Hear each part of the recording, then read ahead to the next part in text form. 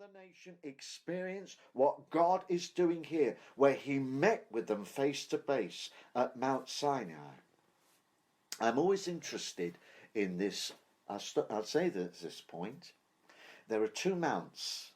There is Mount Sinai under the Old Covenant, and there is Mount Zion under the New Covenant.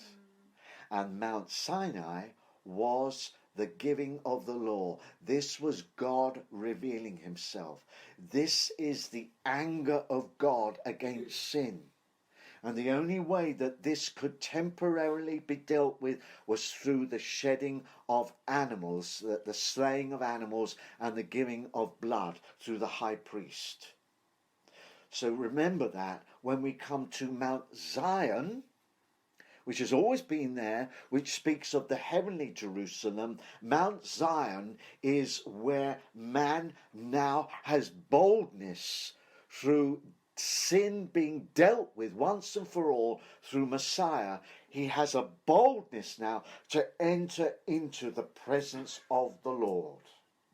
And that is what Mount Zion reveals, shows.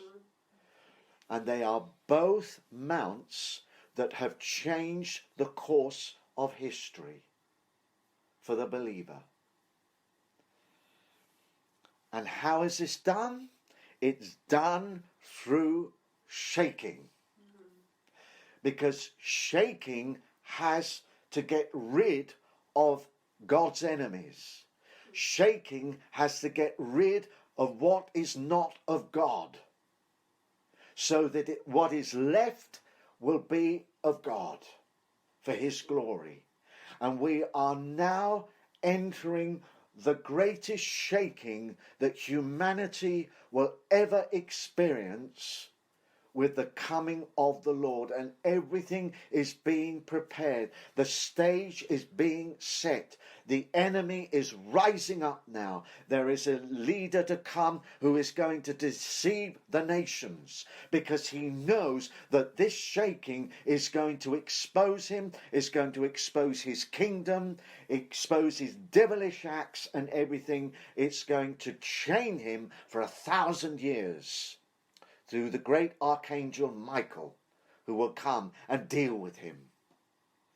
So we're on the course of a great shaking taking place. And again, this will be a means of God's hand entering into history yet again and putting down all his enemies. And he will come and he will rule and reign upon the earth for 1,000 years.